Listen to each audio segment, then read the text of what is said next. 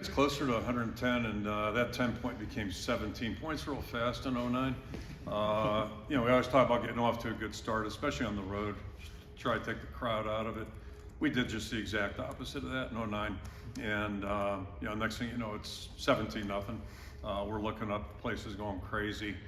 But the rest of the story there is it's a 60-minute game, and when you're playing a team as talented as these guys are, and as good as they are, well coached as they are, there's going to be some lows too. Hopefully we create some highs, but there's going to be some lows, and you just got to keep playing. And if you're fortunate, you can make it a 60-minute game. That's the whole idea. But easier said than done, because these guys really haven't played in a close game yet. And so that first things first is make it close, and you got to try to figure out how to make it go in the fourth quarter. But it's to play in a raucous environment like that. It's good to be the home team for sure. Obviously, you can't replace a guy like Luke Lachey, but what kind of expectations do you have for Steven Stilianos, Addison Ostrenga? What have you seen from them? Yeah, no different than a week ago, or 3 weeks ago, or a couple of years ago. Just basically for everybody. Just want everybody to do their best and keep working, and play as well as they can play. And the good news is, Addie's a guy that we threw in there last year, pretty much out of need, and really responded well. He's been pretty consistent that way, and I thought he did a good job Saturday. He'll keep getting better the more he plays. Steve's a guy that I mentioned in the spring who's starting to emerge. I'm not saying it's a Zach Van Valkenburg story, but very similar. Year two, coming from a smaller skier, year two, just has a lot more confidence now and a lot more competency. So I thought he did a good job Saturday, and we'll use him more now, just by pure numbers. And like I said, Piscuzzi jumped in there and did a good job too. So we like to have 4 guys at least that we can put in the game, and Eric's done a good job, and he's a veteran guy too. So the group will be fine. We're better with Luke. That's all. It's obvious on a couple levels, just playing wise, but also leadership. How have you seen Jamar Harris when he was out for as long as he was? How did he stay engaged? Yeah, it's kind of the same discussion. He was good that way, and he's been able to practice this year. But the biggest thing is that game time you miss, and both he and Kate could be in the same discussion. And these guys didn't play last year at all, and so he missed practice time. And then in Kate's case, he's missed practice time this year because of an injury. Jamari's because of the suspension, and you can't substitute that either. So the practice time's important, and then game time's important. Both these guys are coming off a long layoff, and the good news is I think they're just they'll climb, and they'll climb faster than the guys never played. That's the other good part about it, because they both have experience. So Jamar's had a good week so far this week, and his attitude's great, and I'm confident he'll play well Saturday.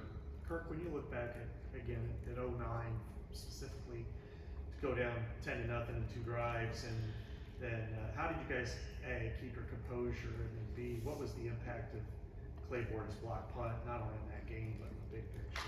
Yeah, you just you have no choice. You have to try to keep your composure. It's easier said than done, because it's easy to buckle in a situation like that. But that was a good football team that we had, and those guys hung tough. And you find a way. You make a couple plays. You never know how it's going to come, where it's going to come from. And Claiborne's thing was it was one guy's outstanding effort basically. It wasn't a punt block that called.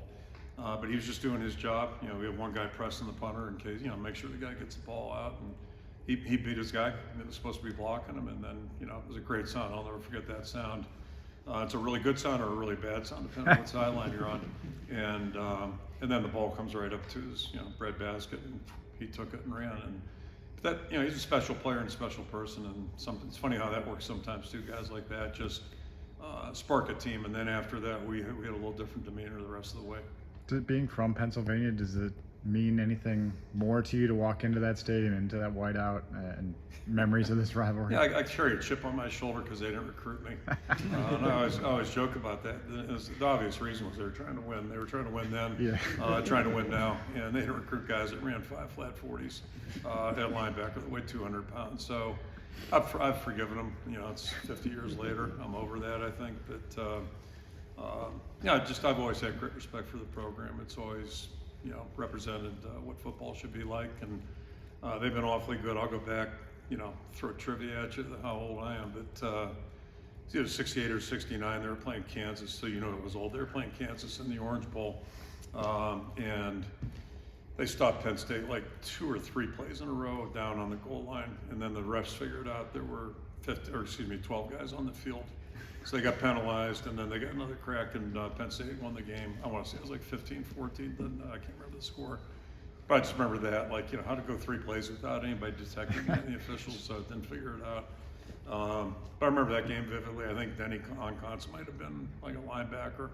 It was linebacker U, and Steve Schmier and Mike Greed might have been playing. I don't know, but I was a fan of theirs as a kid, obviously, because they were good and Pitt wasn't any good. So that's the way it is. But yeah, I've gotten over that non-recruitment part.